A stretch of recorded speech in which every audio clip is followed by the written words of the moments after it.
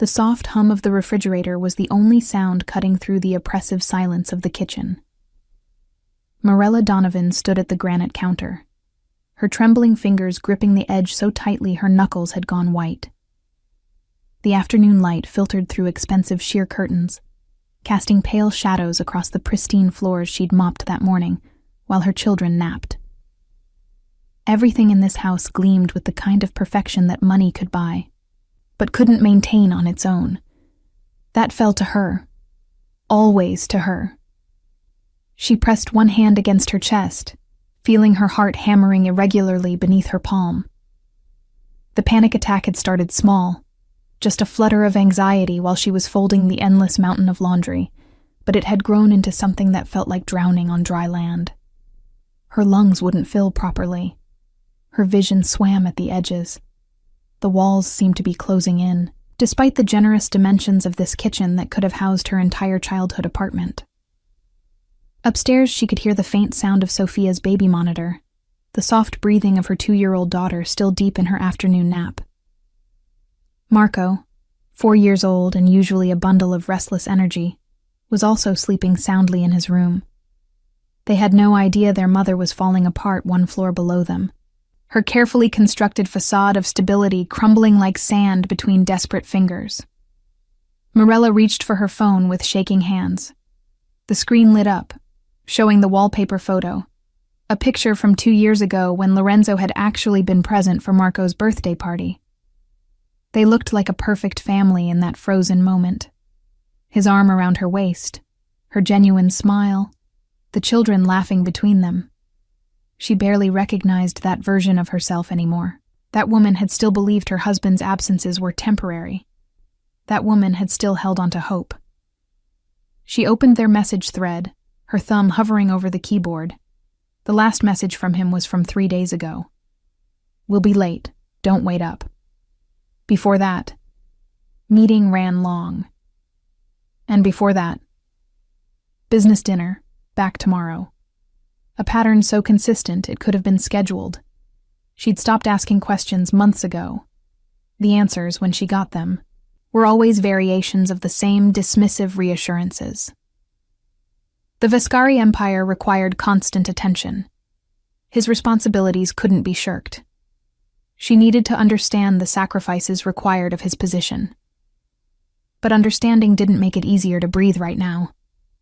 Understanding didn't stop her hands from shaking. Understanding didn't fill the crushing void of being utterly alone in a marriage that was supposed to be a partnership.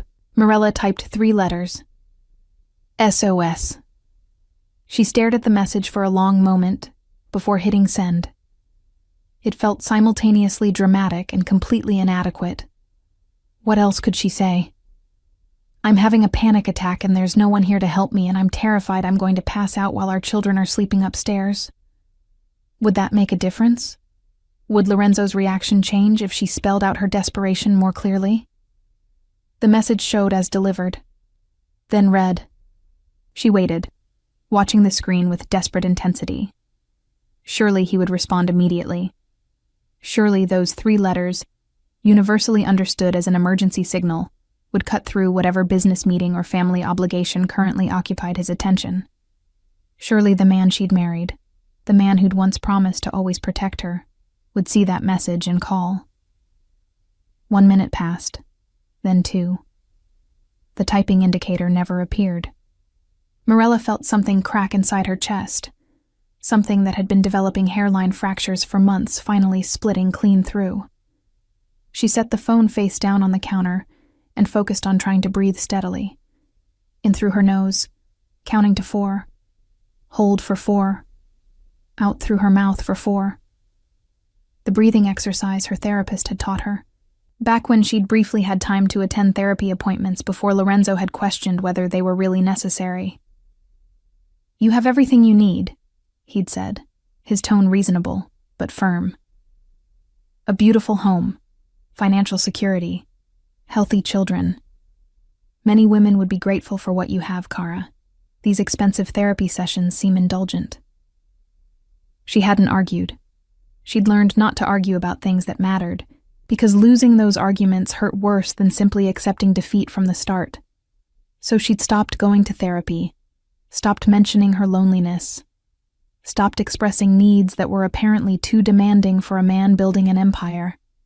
20 minutes later, with her breathing finally steadying through sheer force of will, Morella picked up her phone again. No new messages. No missed calls.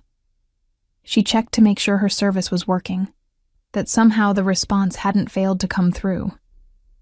Everything was functioning perfectly. Lorenzo simply hadn't responded.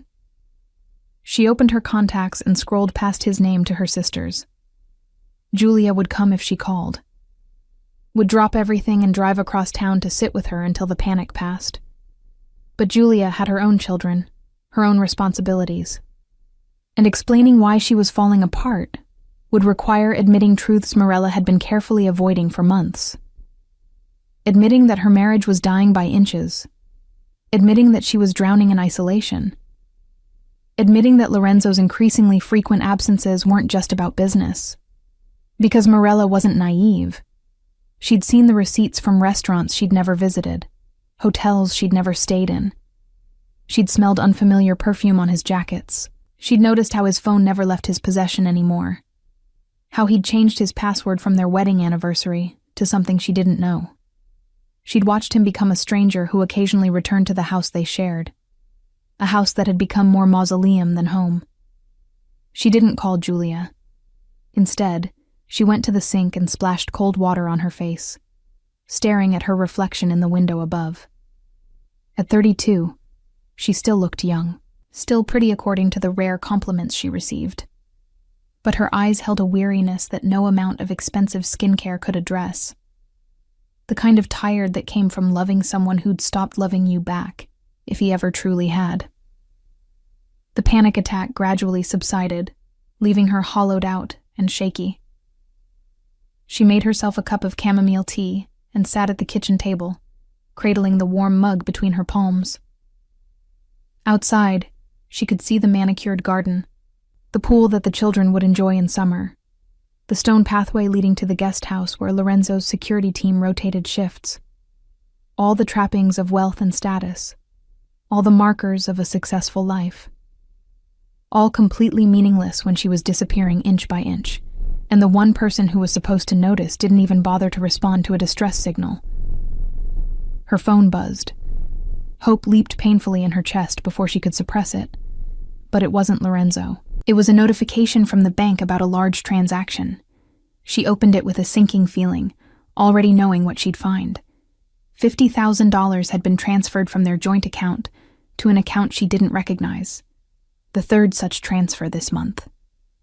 She'd stopped questioning these transactions after Lorenzo had made it clear that his financial dealings were none of her concern. "You handle the household, I handle the business," he'd said, his voice carrying that edge of impatience he always developed when she questioned anything. "This is how it's always been in my family. The women take care of the home. The men take care of everything else." As if raising 2 small children while maintaining a house this size was somehow less important than whatever he did during his endless hours away. As if her contribution didn't matter, didn't count, didn't deserve the basic respect of financial transparency. Morella deleted the notification and set her phone aside. Sophia would wake up soon, full of toddler energy and demands for snacks and attention. Marco would follow shortly after, wanting to play and explore and be read to. They needed her present and functional, not curled up in despair over a husband who'd made it abundantly clear where his priorities lay. She could do this. She'd been doing it for months now, essentially single parenting while maintaining the fiction of an intact marriage. What was one more day of carrying the weight alone? What was one more ignored cry for help in a marriage full of them? But as she climbed the stairs to check on her sleeping children, Morella felt something shift inside her. Something beyond the panic attack's residual trembling. A small, hard kernel of clarity that had been forming for weeks finally crystallized into certainty. This couldn't continue. She couldn't continue like this. Something had to change, even if that change terrified her. Especially because it terrified her. Her phone remained silent in her pocket. Lorenzo's non-response speaking more clearly than any words could. And for the first time in their 5 years of marriage, Morella allowed herself to truly consider what her life might look like without him in it. Not the dramatic explosion of divorce and custody battles and public scandal, but something quieter, something that looked like peace. The thought should have frightened her more than it did. Instead, as she watched Sophia sleep with one small hand curled near her cherubic face, Morella felt something she hadn't experienced in months. A tiny, fragile seed of hope that maybe, just maybe, there was a way forward that didn't involve slowly disappearing into the shadow of a man who'd stopped seeing her years ago. Lorenzo Viscari stood at the floor-to-ceiling windows of the penthouse suite, the city spread out beneath him like a glittering kingdom. The amber liquid in his crystal tumbler caught the light from the chandelier behind him, refracting into 1,000 tiny prisms. He'd always appreciated beautiful things, the way they reflected his status, his power, his position at the top of a world that demanded strength and commanded respect. This suite cost more per night than most people earned in a month. But money had never been an object for him. Money was simply a tool, and he had mastered its use long ago. Behind him, Serena Hale emerged from the bathroom wrapped in a silk robe that barely reached mid-thigh, her dark hair still damp from the shower they'd shared. She moved with the kind of calculated grace that had first caught his attention 6 months ago at a charity gala. Everything about her was deliberate, from the way she laughed at his jokes to the exact angle she tilted her head when she looked at him. He wasn't naive enough to believe it was genuine, but that didn't matter. Authenticity was overrated. What mattered was that she made him feel powerful, desired, important in ways his wife had stopped making him feel years ago. "You're thinking too much," Serena said, sliding her arms around his waist from behind, pressing herself against his back. "I can always tell when you're somewhere else." Lorenzo took another sip of his whiskey, not bothering to deny it. "Just business concerns. Nothing that can't wait until morning." That was mostly true.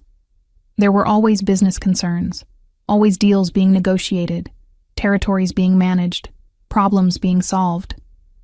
The Viscari Empire demanded constant attention, constant vigilance. His father had built it from nothing, had taught Lorenzo from childhood that weakness was death, that sentiment was a luxury they couldn't afford, that family legacy was worth any sacrifice, and Lorenzo had learned those lessons well. Perhaps too well, according to his mother during one of their increasingly rare conversations. "You're becoming him," she'd said 6 months ago, her weathered hands gripping his with surprising strength. "Your father, cold, distant, so focused on the empire that you forget what the empire is supposed to protect.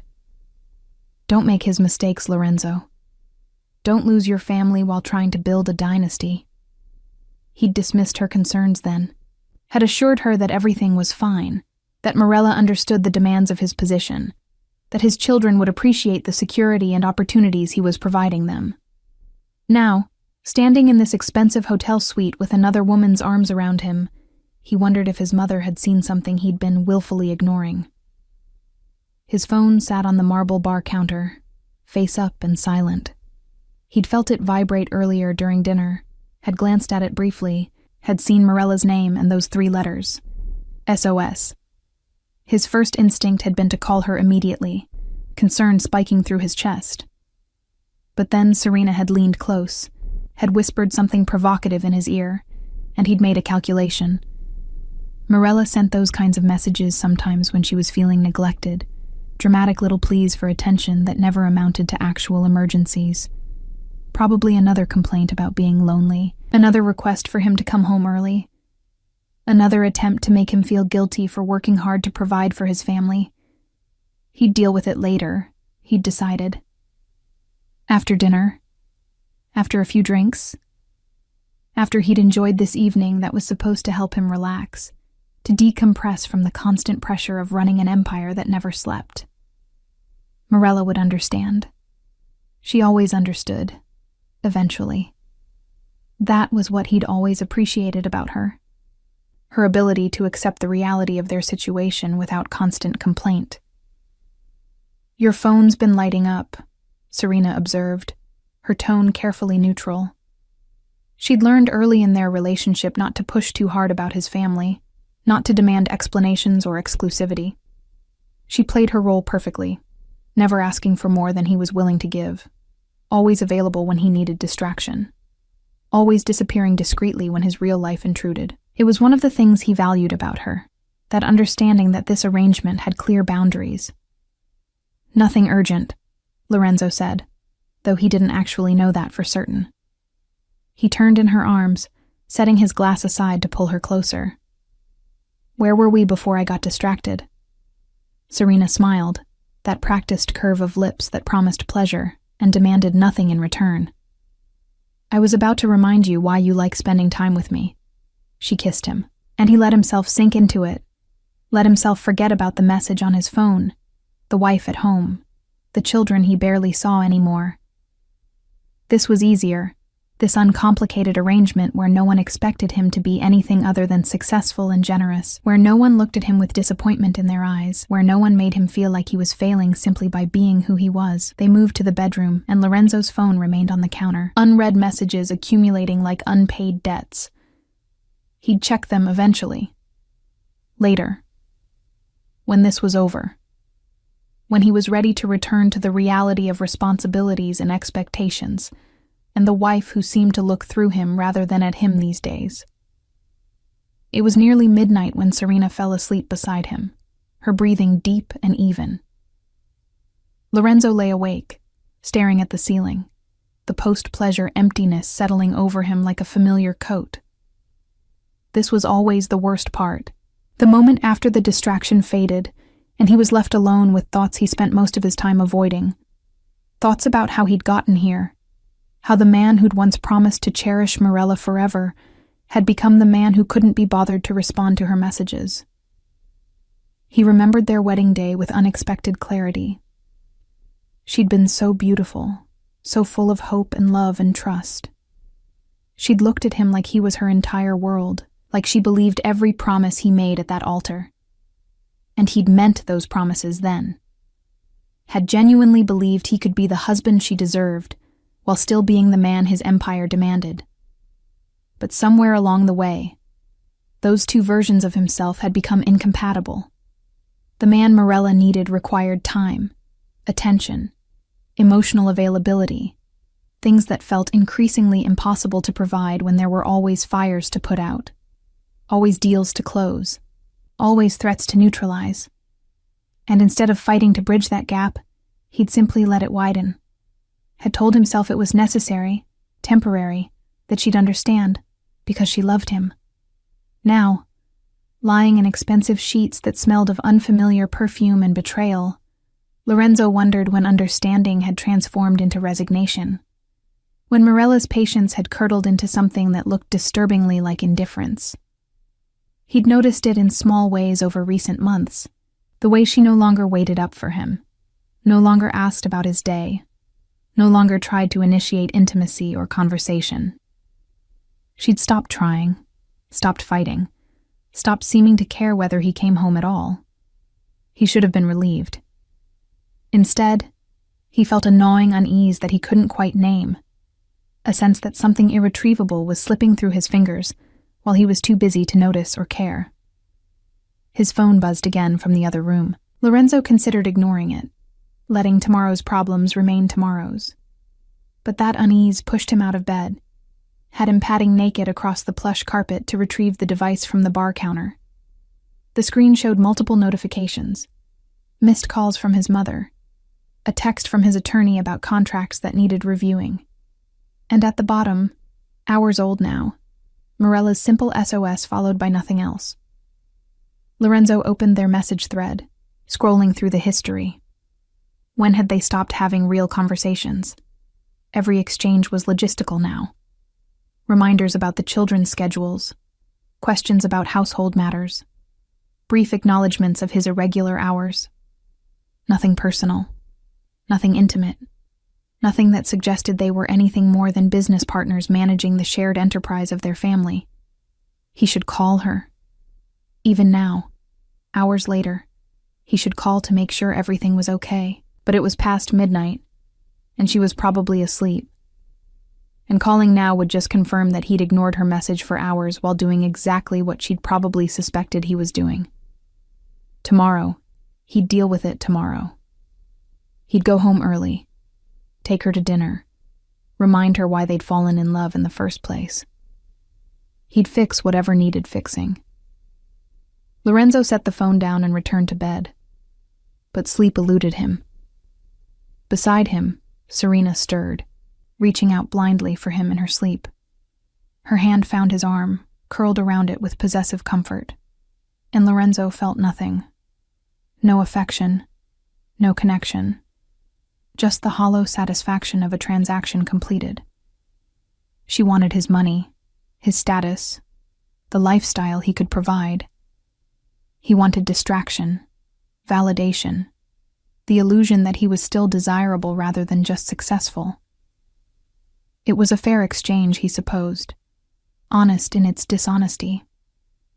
Unlike his marriage, which had become an elaborate fiction they both perpetuated for the children's sake. Or maybe just for appearances. Because what would people say if Lorenzo Viscari's marriage fell apart? What would it mean for his reputation, his image, his carefully constructed position of power? The questions circled in his mind until dawn began to creep through the curtains.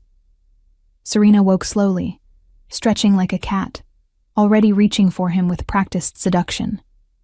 And Lorenzo let himself be distracted one more time from the growing certainty that he was making mistakes he wouldn't be able to undo. That somewhere along the way, he'd chosen the wrong priorities, had sacrificed the wrong things, had lost something he'd never be able to recover. But not yet. He didn't have to face that reality yet, not this morning. Not while Serena was smiling at him, not while there were meetings to attend and deals to close, and 1,000 other things that seemed more urgent than going home to a wife who'd stopped expecting him to show up anyway. His phone remained silent on the nightstand. Morella didn't send any follow-up messages, didn't call to explain the SOS, didn't reach out again. And Lorenzo told himself that meant everything was fine. That she'd resolved whatever minor crisis had prompted the message, that there was no reason to feel this growing dread in the pit of his stomach, this sense that he was standing at the edge of a cliff he couldn't see yet. He'd go home eventually. Later. After this meeting. After that call. After one more night of pretending that his life wasn't slowly imploding while he was too busy to notice. But not yet. Morella sat cross-legged on the floor of Sophia's bedroom, surrounded by picture books and building blocks. Her daughter was constructing an elaborate tower that defied basic physics, her little tongue poking out in concentration.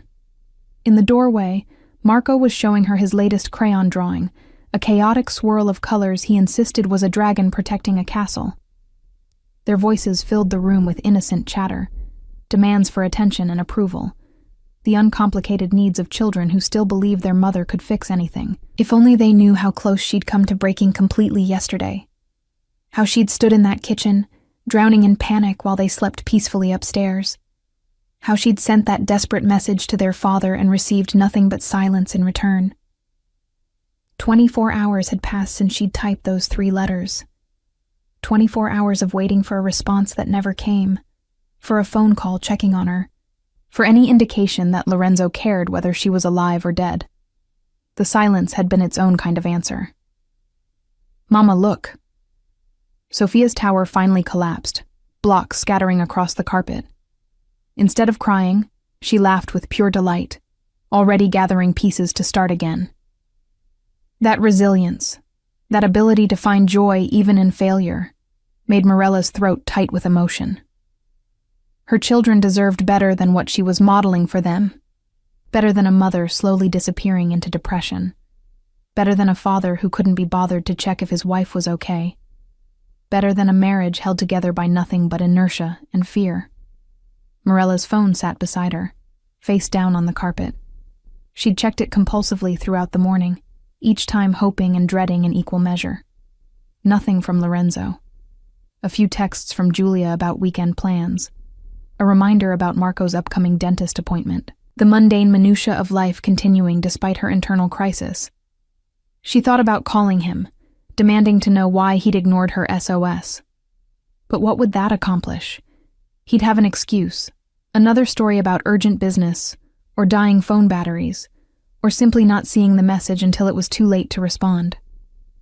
And she'd accept it, like she always did, because what choice did she have? Starting a fight would change nothing.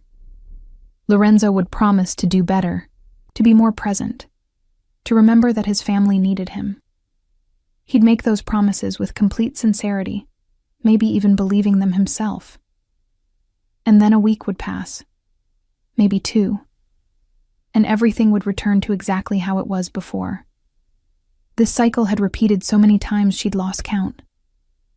The realization, the confrontation, the promises, the temporary improvement, the gradual slide back into neglect. Over and over, like a carousel she couldn't figure out how to exit. Until yesterday, when something inside her had finally broken beyond her ability to repair it. "Mama sad?" Sophia's small voice cut through her spiraling thoughts. Her daughter was standing directly in front of her now, tiny hands reaching out to touch Morella's face with heartbreaking gentleness. Morella forced a smile, pulling Sophia into her lap. "Mama's okay, sweet girl. Just tired." "Daddy make you sad?" Marco asked from the doorway, his voice carrying a perception that children shouldn't have to develop this young. "He's always gone now." The observation landed like a physical blow. So they'd noticed. Of course they'd noticed. Children saw everything, absorbed everything, learned from everything. What was she teaching them about love, about marriage, about how people should treat each other? That it was acceptable to be ignored, to be taken for granted, to slowly disappear while your partner pursued their own interests. "Daddy works very hard," Morella said automatically, the practiced defense she'd been offering for months. "He has a lot of responsibilities." But even as she said it, she heard how hollow it sounded, how it excused behavior that shouldn't be excused, how it taught her children that work was more important than family, that providing money was sufficient when what they really needed was presence. Marco's expression suggested he didn't believe her. At 4 years old, he was already learning to recognize hollow reassurances. The thought made something ache in Morella's chest. She was failing them, not by being a bad mother, but by tolerating a situation that was teaching them terrible lessons about their own worth. After lunch, while the children napped, Morella found herself in the master bedroom for the first time in days. She'd been sleeping in the guest room lately, telling herself it was because Lorenzo came home so late she didn't want to be disturbed. The truth was, she couldn't bear to lie beside him anymore, couldn't pretend that physical proximity meant anything when the emotional distance between them had become an unbridgeable chasm. The bedroom looked like a museum display, perfectly decorated but utterly impersonal. Her things occupied one side, his the other, like roommates rather than spouses. When had that happened? When had they stopped sharing space, stopped intertwining their lives, stopped being a couple in anything but name? Morella opened Lorenzo's nightstand drawer, not sure what she was looking for. She found receipts from restaurants she'd never visited, tickets to shows she'd never attended, dry cleaning slips for suits she'd never seen him wear at home, evidence of a life he was living without her, parallel to their marriage but never intersecting with it. At the bottom of the drawer, she found a small velvet box. Her heart stuttered painfully. Jewelry, probably. Maybe he'd been planning to apologize for his absence, to smooth over the cracks with an expensive gift as if diamonds could fill the void where his presence should be. She opened the box. Inside was a delicate necklace, white gold with a single sapphire pendant. Beautiful, expensive, completely impersonal. The kind of gift a man bought when his assistant handled his personal shopping. No note, no card, just cold metal and stone that represented everything wrong with their marriage. He could buy her things, could provide material comfort, but couldn't offer the one thing she actually needed, himself. Morella closed the box and returned it to the drawer. She didn't want jewelry. She wanted a partner. She wanted someone who noticed when she was struggling, who responded when she asked for help, who remembered that love required more than financial support. She wanted the man Lorenzo had been when they first met, when he'd made time for her, when he'd seemed genuinely interested in her thoughts and feelings and dreams. That man no longer existed, if he ever truly had. The man who'd replaced him was a stranger who occasionally visited the house they shared, who paid the bills and expected gratitude for doing the bare minimum, who thought providing material comfort absolved him of providing emotional support. Her phone buzzed. Finally, Lorenzo's name appeared on the screen. Morella stared at it for a long moment before opening the message. "Sorry, busy day yesterday. Everything okay?" 6 words. After 24 hours of silence following her SOS, after ignoring what was clearly a distress signal, he offered 6 casual words that suggested he'd simply forgotten to respond to a routine message.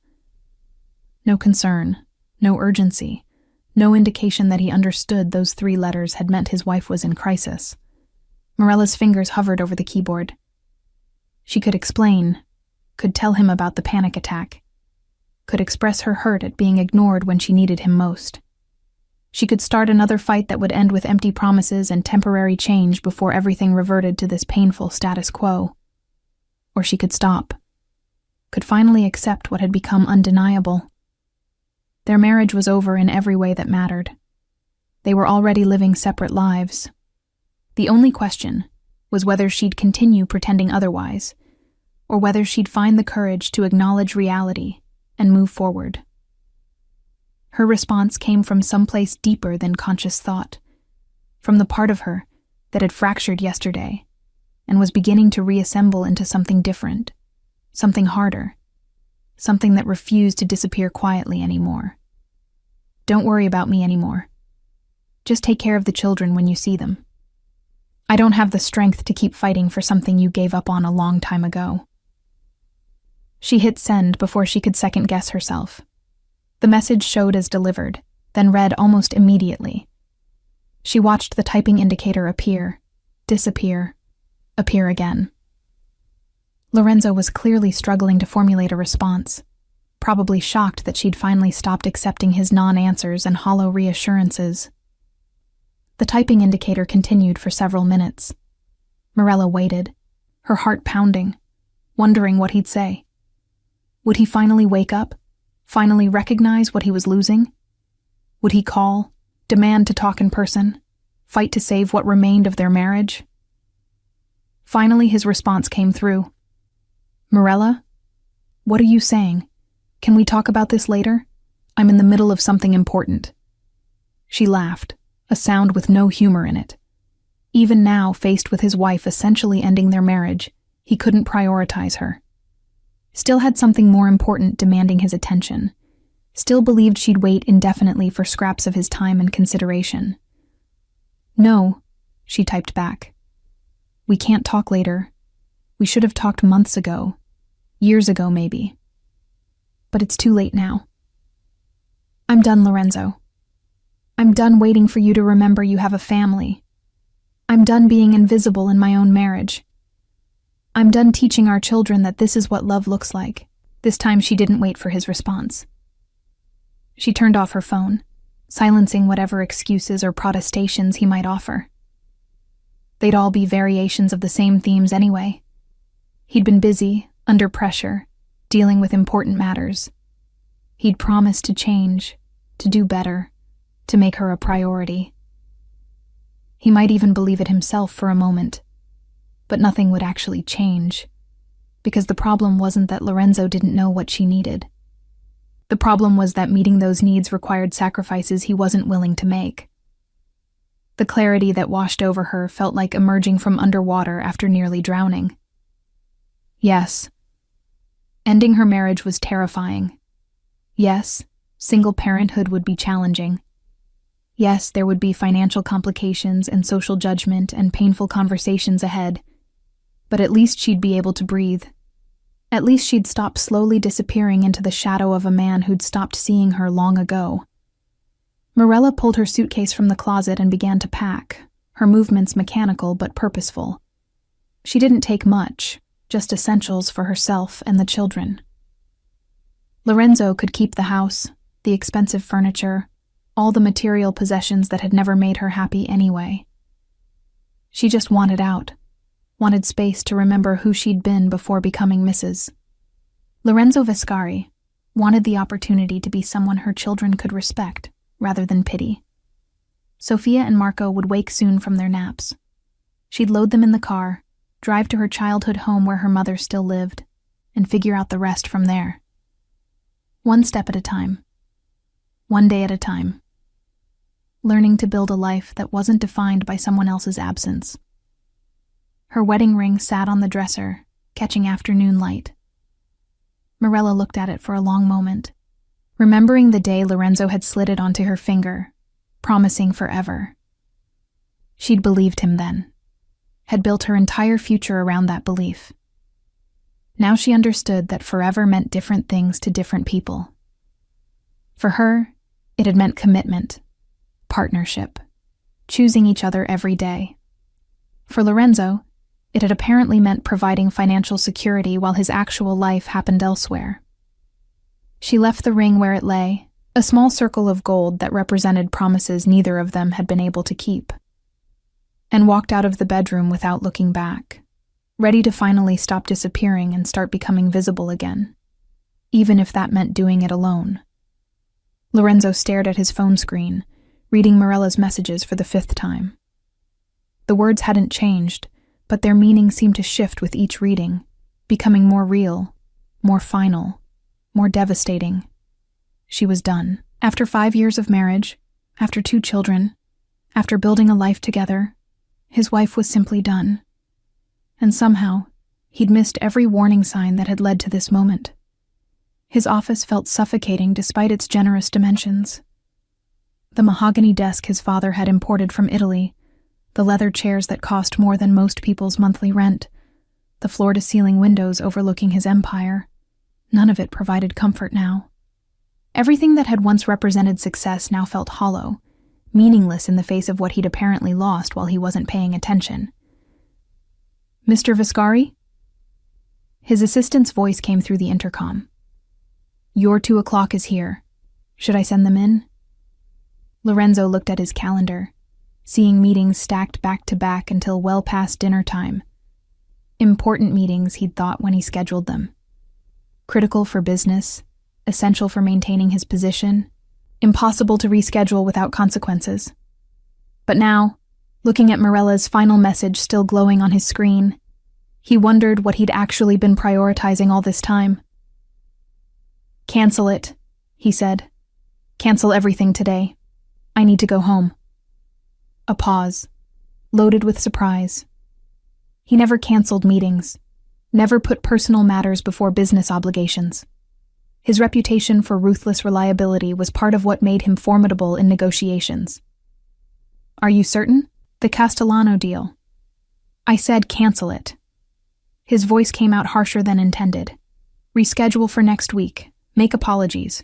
I don't care what you have to do." He grabbed his jacket and headed for the elevator before his assistant could respond, before he could second-guess this decision, before the habits of years could override this unfamiliar impulse to prioritize his family. The drive home felt endless despite the lack of traffic. Every red light a torture, every slow driver an obstacle between him and whatever disaster he'd finally managed to create through years of accumulated neglect. The house looked the same as always when he pulled into the circular driveway. Immaculate, expensive, impressive from every angle. He'd been so proud when he first brought Morella here, had loved seeing her face light up at the space, the luxury, the security it represented. When had that initial joy curdled into something else?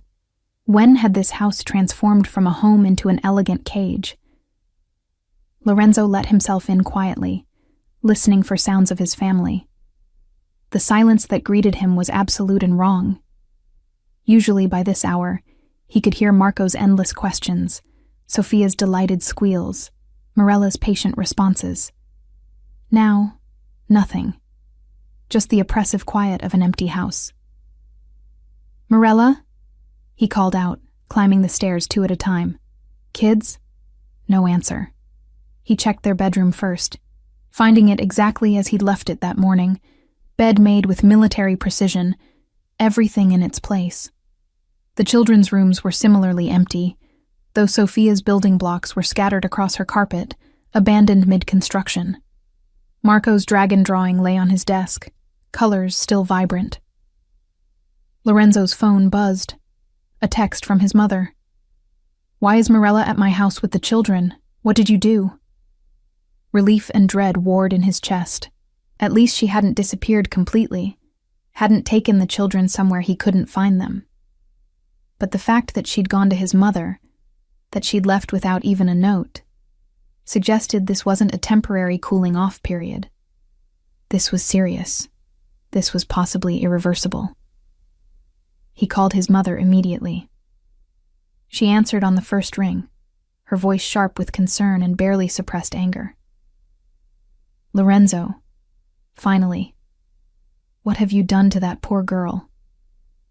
"I don't know," he admitted, the truth tasting bitter. I know I've been working a lot, been absent, but I thought she understood. I thought we were okay." His mother's laugh was sharp and humorless. "Understood? Lorenzo, your wife has been drowning for months while you were too busy building your empire to notice. Did you know she sent you an SOS yesterday? Did you even bother to respond?" The accusation hit like a physical blow. "She told you about that?" "She didn't have to tell me anything. I have eyes. I've watched her disappearing inch by inch every time I visit. I've watched my grandchildren learn that their father is just a ghost who occasionally appears to remind them he exists. I warned you this would happen. Your father made the same mistakes, and I won't watch you repeat them." Lorenzo sank onto the stairs, his legs suddenly unable to support him. "I need to talk to her. I need to explain." "Explain what?" "How you were too busy to respond when she needed help.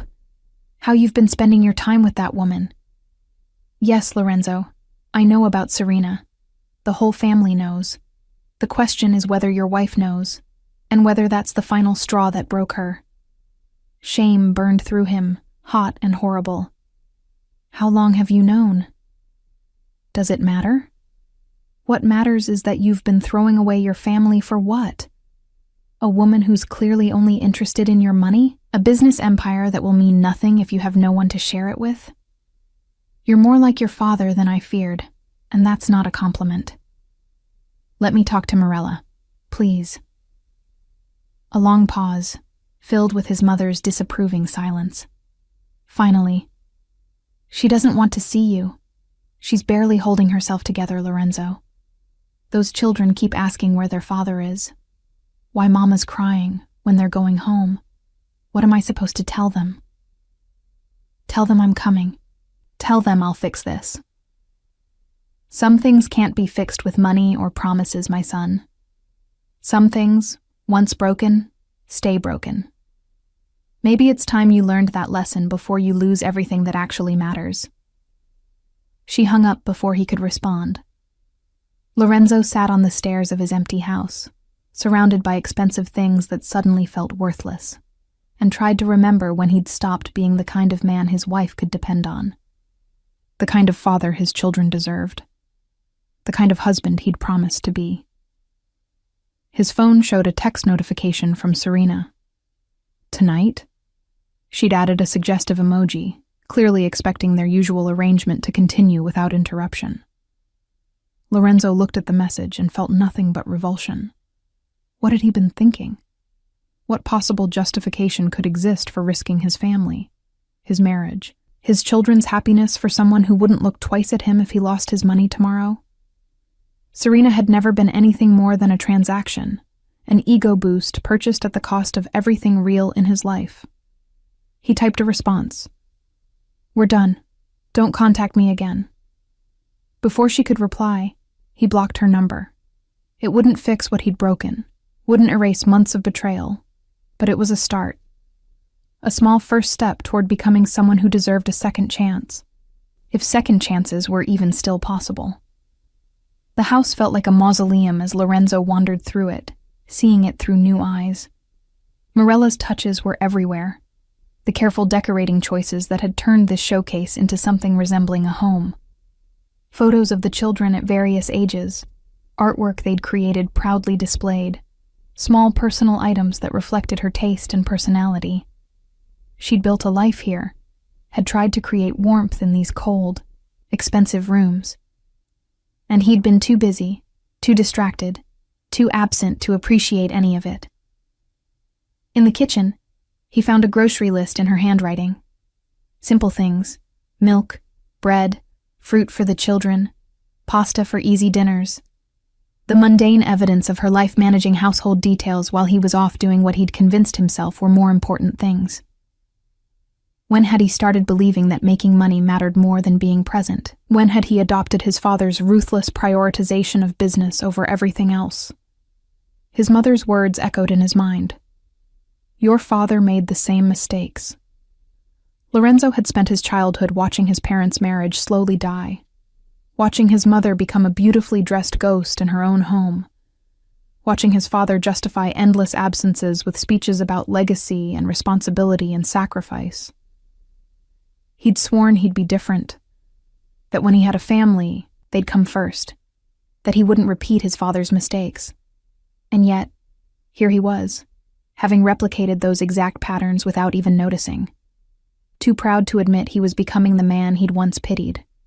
Too stubborn to change course, even when the destination became obviously destructive. Too convinced of his own importance to recognize that his family was building a life that didn't include him anymore because he'd made it clear he didn't want to be included. Lorenzo pulled out his phone and called his attorney. I need you to do something for me. Transfer half of everything I own into an account under Morella's name, sole access, no strings attached, and draw up documents giving her full custody of the children.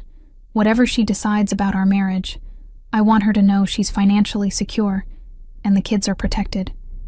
Lorenzo, I'd strongly advise against making such significant decisions in an emotional state. Perhaps we should meet next week to discuss. Do it today. I'll sign whatever needs signing. She deserves security regardless of what happens between us. After arranging the financial matters, Lorenzo drove to his mother's house, his heart hammering against his ribs with every mile. What would he say to Morella? How could he possibly explain years of neglect, months of affair, a marriage he'd let die through indifference? Sorry seemed laughably inadequate. Promises to change felt hollow after so many broken ones. But he had to try. Had to at least let her know that he finally understood what he'd done, what he'd lost, what he'd sacrificed for an empire that meant nothing without her in it. His mother's house was modest compared to his own, warm and lived in ways his showcase had never achieved. He could hear children's voices from the backyard as he approached the front door. His mother met him there, her expression stern, but not entirely without sympathy. She doesn't want to see you, his mother said before he could speak. She made that very clear. I know, but I need to talk to her anyway. Please, Mama. I need to at least try. His mother studied him for a long moment, seeing something in his face that made her expression soften slightly. 5 minutes. If she asks you to leave, you leave immediately. Understood? He nodded, following her into the house. Morella sat at the kitchen table, a cup of untouched tea growing cold before her. She looked up as he entered, and the emptiness in her eyes struck him harder than anger would have. She wasn't furious or betrayed or hurt. She was simply done, the light that used to brighten when she saw him completely extinguished. Morella, please, let me explain. Explain what, Lorenzo? Her voice was quiet, eerily calm. How you were too busy to respond when I needed help. How you've been spending your time with another woman. How you've spent years building a life that doesn't include me except as a convenient caretaker for your children. The clinical accuracy of her words, the complete absence of emotion in her delivery, was more devastating than any accusation could have been. She'd moved past anger into acceptance, past hurt into resignation. She'd already grieved their marriage and moved on, all while he'd been too occupied to notice she was mourning. I want to fix this. I know I've made terrible mistakes, but I can change. I will change. Just tell me what you need. Morella finally looked directly at him, and the compassion in her eyes made him realize how completely he'd lost her. That's the problem, Lorenzo. You think there's something I can tell you, some list of requirements you can fulfill to solve this. But I've been telling you what I need for months. For years, actually. I've needed a partner, a presence, someone who remembers he has a family. And you've had 1,000 chances to hear me, to change, to choose us. You didn't. Not until I finally stopped waiting. I'm choosing you now. I'm here now. Yes, now that I've left, now that there are consequences, suddenly you have time. But what about next week? Next month? When the urgent business returns, when the meetings stack up, when being here becomes inconvenient again. We'll be right back where we were, except now I'll have even less self-respect for taking you back. Lorenzo had never felt more helpless in his life. Every argument she made was irrefutable. Every point she raised was completely valid. He had no defense, no counter-argument, nothing but the hollow recognition that she was right about everything. What about the children? He asked finally, grasping at the only thing that might matter to her more than her own pain. What about them? Morella's voice remained level, but he saw emotion flicker across her face for the first time. You think I'd keep them from their father? You think I'm doing this to punish you? I'm doing this because staying was teaching them terrible lessons about love, about relationships, about their own worth. They were learning that it's acceptable to be ignored, to be an afterthought, to settle for scraps of attention from someone who's supposed to cherish you. I won't model that anymore. She stood, moving toward the door, clearly done with this conversation. You can see them whenever you want, Lorenzo. I won't be petty about custody or visitation. But as for us, as for our marriage, that ended a long time ago. Yesterday just made it official when you couldn't even be bothered to check if I was okay after I literally sent you a distress signal.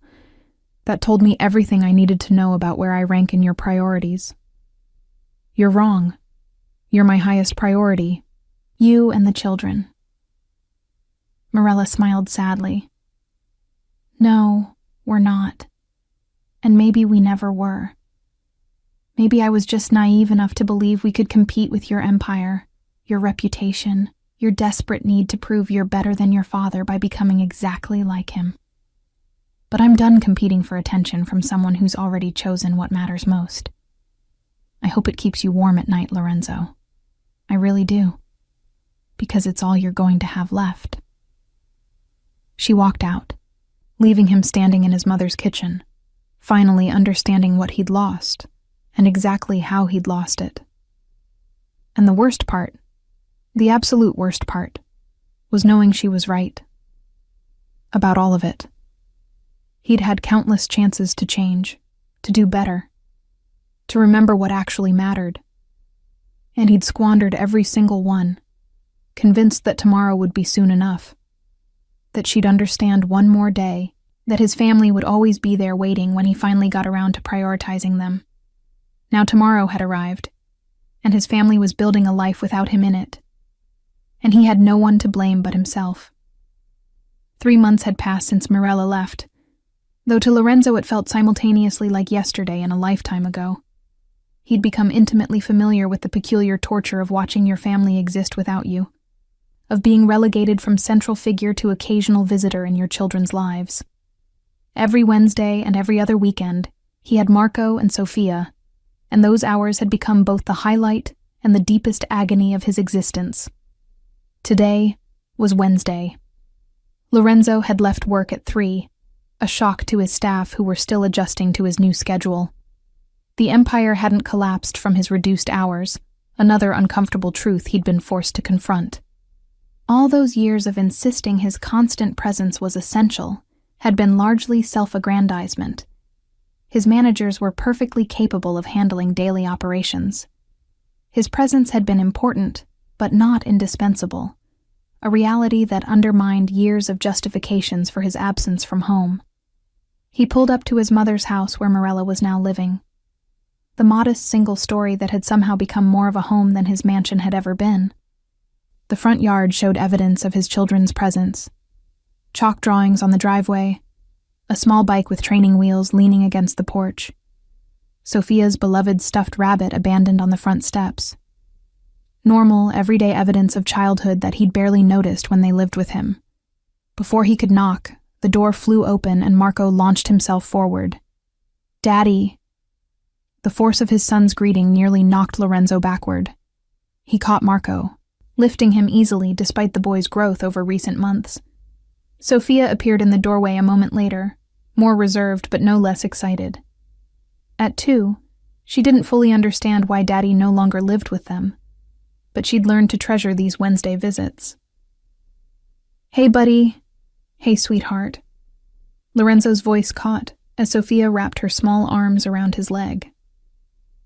These greetings never got easier, the joy always tinged with the aching awareness of how much he'd risked losing completely. Morella appeared behind the children, and Lorenzo's breath caught as it did every time he saw her now. She looked different, he'd noticed over these months. Healthier somehow, despite the obvious challenges of single parenting.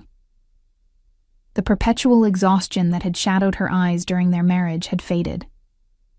She moved with a lightness she hadn't possessed in years. And while that should have made him happy, should have proven she was thriving without the weight of their broken marriage, it actually hurt worse than anything else.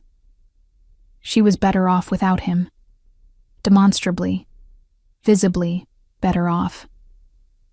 "They've been ready for an hour," Morella said with a small smile that was polite but distant.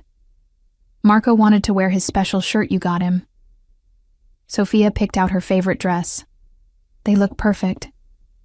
Lorenzo drank in the sight of his children in their carefully chosen outfits, evidence of how much these visits meant to them. "I thought we'd go to the park, maybe get ice cream after." "Sounds good. I'll have them back by 7? It was phrased as a question, but they both knew it was a schedule. Clear boundaries, explicit expectations. Nothing left to interpretation or hope. Everything that had been absent from their marriage now rigidly present in their separation. "Actually," Lorenzo said, the words coming out before he'd fully planned them, "I was wondering if we could talk. Later, after I bring them back. Just for a few minutes." Something flickered in Morella's expression, wariness and resignation. "Lorenzo, we've talked. Multiple times. Nothing's changed. I know. I need you to hear something. Please." She studied him for a long moment before nodding once. "After they're in bed. 30 minutes. That's all I can give you." It was more than he deserved, and they both knew it. "Thank you." The afternoon with Marco and Sophia was bittersweet perfection. They played at the park, Marco demonstrating how high he could climb on the jungle gym, while Sophia demanded endless pushes on the swings. Lorenzo forced himself to be completely present, phone turned off, no thoughts of business or obligations. Just these few precious hours with his children, making memories to sustain him through the days when he wouldn't see them. Over ice cream, Marco asked the question that had been coming for weeks. "Daddy, when are you coming home?" Lorenzo's throat constricted. How did you explain adult failings to a 4-year-old? How did you admit that you destroyed your family through selfishness and neglect without destroying your child's sense of security? "Buddy, remember what Mama explained? Daddy has his house and Mama has her house with Grandma. But we both love you and Sophia very much. But I want us all together." Marco's lower lip trembled. "Like Tommy's family, they all live in the same house." "I know, sweetheart. I know." Lorenzo pulled his son close, feeling the weight of his failures in the small body pressed against his chest. Sometimes grown-ups make mistakes that mean things have to change. But what never changes is how much we love you. It was an inadequate answer, and Marco's expression showed he knew it. But what else could Lorenzo say? That he'd prioritized everything wrong and destroyed his family in the process? That by the time he'd realized what he was losing, it was already gone? That his son's unhappiness was entirely his father's fault? Sophia, less burdened by understanding, simply enjoyed her ice cream and chattered about her new friend at the daycare Marella had enrolled her in. But even in her innocent commentary, Lorenzo heard evidence of the new life his family was building without him. New routines, new friends, new experiences he wasn't part of anymore. 7 o'clock arrived too quickly. Lorenzo drove them back, both children dozing in their car seats, exhausted from the afternoon's activities. Marella met them at the door, helping carry his sleeping daughter inside, while Lorenzo managed Marco. They moved through the bedtime routine with practiced efficiency, years of co-parenting compressed into these brief handoffs. After the children were settled, Marella led him to the small back patio where she'd set out 2 cups of coffee. The gesture reminded him painfully of their early relationship, when they'd spent hours talking over coffee, discovering each other's dreams and fears. How had they gotten from there to here? "So," Marella said, settling into one of the patio chairs with her cup. "What did you want to talk about?" Lorenzo had rehearsed this conversation a dozen times, but now that the moment had arrived, his prepared words felt hollow. "I've been making changes. Real changes. I've restructured my work schedule, delegated more responsibilities, hired additional management. I'm home by 6 every night, even on days I don't have the kids." "That's good, Lorenzo. I'm glad you're finding better balance." Her tone was genuinely approving, but also completely neutral, as if discussing a colleague's life choices rather than her husband's attempts at redemption. "I ended things with Serena the day you left. Haven't spoken to her since. Actually blocked her number." "Okay." Still that same neutral tone, neither impressed nor dismissive, just acknowledging information. "I've been going to therapy, trying to understand how I became so much like my father, how I repeated his mistakes despite swearing I never would. It's been helpful, painful, but helpful." Marella nodded, sipping her coffee. "That's really good, Lorenzo. Genuinely. You deserve to be happy and healthy. But," he could hear the unspoken qualifier in her voice, "but none of that changes what happened between us. None of that erases the years of neglect, the affair, the fact that you only started making these changes after I left. You're becoming a better person, and I'm genuinely glad about that. But you're not becoming my husband again. That part is over." The finality in her voice should have prepared him, but it still landed like a blow. "You can't mean that. We have children together, a history. We were happy once." "Yes, we were. Once. A long time ago, before you decided your empire was more important than your family.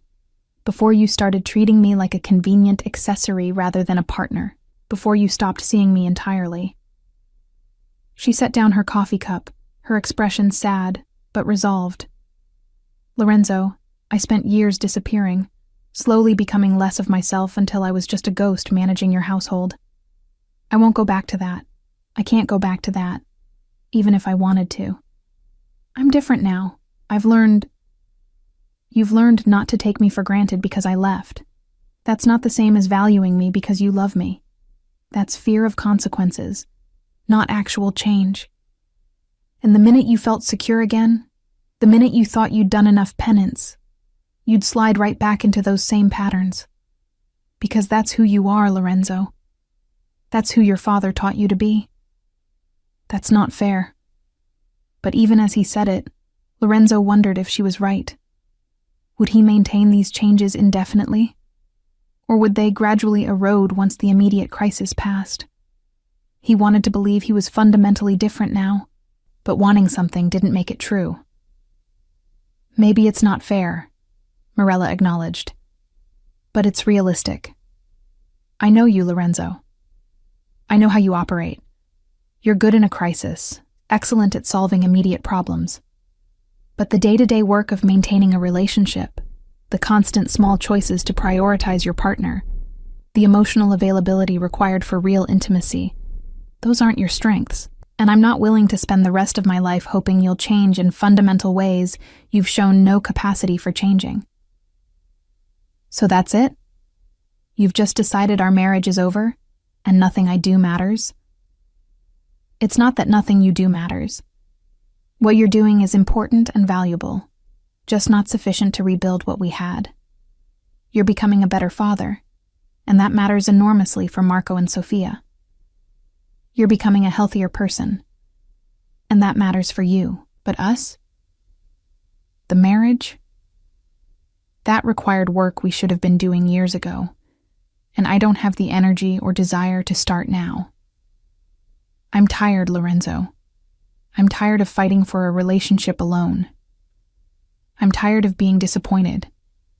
I'm tired of feeling like I'm never enough to make you choose me. I'm just tired. The exhaustion in her voice was more devastating than anger would have been. She wasn't fighting him anymore, wasn't engaging emotionally. She'd simply moved on, had grieved their relationship and accepted its ending, was building a new life in which he played a supporting role at best. I love you, Lorenzo said, the words desperate and true. I still love you, Morella. I know I haven't shown it, haven't earned the right to say it. But it's true. She smiled sadly. I know you do. In your way, with the capacity you have, you love me. But Lorenzo, your love was never enough when it came with so many conditions and caveats. When it was always secondary to everything else in your life. I needed to be chosen, to be prioritized, to be seen. And you couldn't give me that. Maybe didn't know how to give me that. Either way, the result is the same. So what now? We just exist in separate orbits, co-parenting cordially until the kids are grown. Yes, that's exactly what we do. We build a respectful relationship as parents because our children deserve that. But the marriage, the romance, the idea of us as a couple, that part is over. And honestly, Lorenzo, I think it's been over for a long time. We were both just too scared, or stubborn, or inertial to admit it. Lorenzo wanted to argue, to insist that they could rebuild what they'd lost. But looking at Morella now, at the peace in her expression despite the sadness, at the quiet strength she'd regained since leaving him, he recognized the truth in her words. She was better without him. Happier, healthier, more herself than she'd been in years. And his love, if it was truly love, had to include wanting what was best for her, even when that meant accepting she was better off without him. I'm sorry, he said finally, for all of it. For being the husband you needed me to be. For waiting until it was too late to try changing. For making you feel invisible in your own marriage. You deserved so much better than what I gave you. Yes, I did. There was no cruelty in the agreement, just honesty. But you're giving our children something better now, and that's what matters going forward. They need a present father more than I need an apologetic husband. They sat in silence for a while, the evening air cooling around them. Lorenzo thought about all the conversations they'd never had, all the moments he'd missed, all the choices that had seemed so critical at the time, but had led him here, to this quiet ending of everything he'd once considered permanent. Can I ask one thing? Lorenzo said finally. Of course. Are you happy? I mean, really happy. Morella considered the question seriously. I'm getting there. Some days are hard, especially financially. Single parenting is exhausting. But yes, I'm happier than I was. I feel like myself again, like I'm not constantly shrinking to accommodate someone else's priorities. So yes, I'd say I'm moving toward happy. It was the answer he'd expected, but it still hurt. She was happy without him, was becoming happier every day as she built a life that didn't include him. And he had to accept that, had to support it, had to be grateful that at least his failures hadn't destroyed her completely. I should go, Lorenzo said, standing. Let you get some rest. Thank you for talking to me, for being honest. I know I don't deserve your kindness. We're both Marco and Sophia's parents, Lorenzo. We'll be in each other's lives forever because of them. We might as well make it as pleasant as possible. He nodded, understanding that this was the best he could hope for.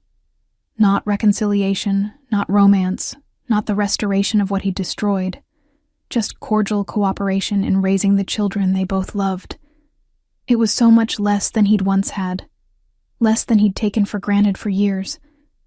But it was infinitely more than he deserved, and he was grateful for even this small grace. As he drove away, Lorenzo looked back at the modest house, seeing lights go on in the children's rooms where Morella was probably checking on them before bed. This had become their life now. Separate households, divided time, a family fractured by his choices.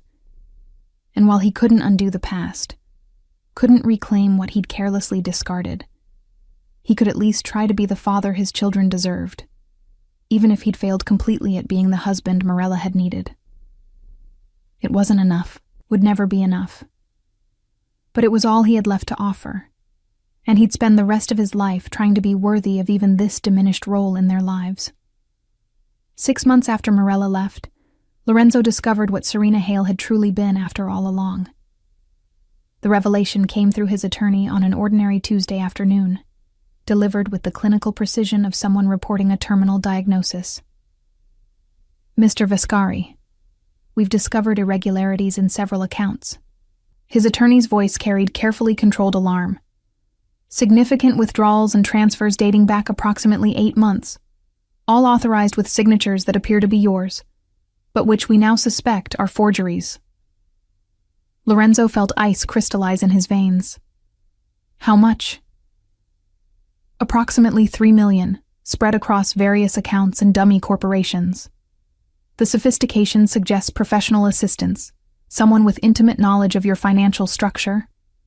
Someone like Serena, who'd had months of access to his computers, his phones, his private documents, who'd asked seemingly innocent questions about his business operations, questions he'd answered while basking in the glow of her attention, who'd played him perfectly while he was too arrogant and distracted to recognize the con. The investigation that followed revealed the full extent of his stupidity. Serena Hale wasn't even her real name. She was Sarah Mendez, a professional grifter, with a history of targeting wealthy men. The whole relationship had been calculated from their first meeting, every smile rehearsed, every touch transactional, every moment of apparent intimacy a performance designed to extract maximum value before disappearing. She'd vanished 2 weeks after Lorenzo had ended things. The same day the transferred funds had been moved through several international accounts and disappeared entirely. By the time he'd discovered the theft, she was gone, untraceable, probably already setting up her next mark in another city. Lorenzo should have been furious, should have been humiliated by how easily he'd been manipulated, how spectacularly he'd been played. Instead, he felt nothing but a weary recognition that he'd gotten exactly what he deserved. He'd betrayed his wife for a woman who was literally robbing him blind, had sacrificed his family for an illusion so transparent that his own blindness was the only thing that made it work. The irony was almost poetic. He'd thought money could buy him everything: status, power, the freedom to indulge any desire without consequence. And in the end, his money had simply made him a more attractive target, had facilitated his own destruction. The news eventually reached Morella, filtered through family gossip and knowing looks. She called him one evening after the children were asleep, her voice carrying neither sympathy nor satisfaction. I heard about Serena. I'm sorry, Lorenzo. I know that must be difficult. Don't. He couldn't bear her kindness now, Not after everything. Don't be sorry for me. I earned every bit of this. Maybe, but I still don't enjoy seeing you hurt. A pause, weighted with history. The kids have been asking why you seem sad during visits. I wanted to give you a heads up that Marco's old enough to sense something's wrong. Lorenzo closed his eyes against the burn of tears he hadn't allowed himself since childhood. Even now, even after everything, Morella was protecting him, helping him navigate fatherhood because she put their children's well-being above her own justified resentment. She was a better person than he'd ever been, and he'd lost her while chasing a shadow who'd never been real at all. Tell them I'm fine. That daddy's just dealing with work stress, which is true, in its way. Lorenzo, if you need to talk. I don't deserve your concern, Morella. I destroyed our marriage for a woman who was literally stealing from me the entire time we were together. I ignored your SOS while I was off being conned by a professional grifter. I have no right to your sympathy or your time beyond what's necessary for the children. You're still their father. That still matters. Does it? Because I'm beginning to think I've failed at everything that actually matters. Marriage, fidelity, basic awareness of reality. At least I haven't managed to completely screw up being their father, though it's still early days. He heard her sigh. That familiar sound of exasperation and compassion that had once been such a constant in his life. You're not a complete failure, Lorenzo. You're just a man who made terrible choices and is now facing the consequences. Join the rest of humanity. The consequences of my choices destroyed our family. No, they destroyed our marriage. Our family still exists. It's just different now. The kids are adapting, I'm adapting, and eventually you'll adapt too. This isn't the ending you wanted, but it doesn't have to be a complete disaster either. After they hung up, Lorenzo poured himself a drink and stood at the windows of his penthouse, looking out over the city he'd once felt he conquered.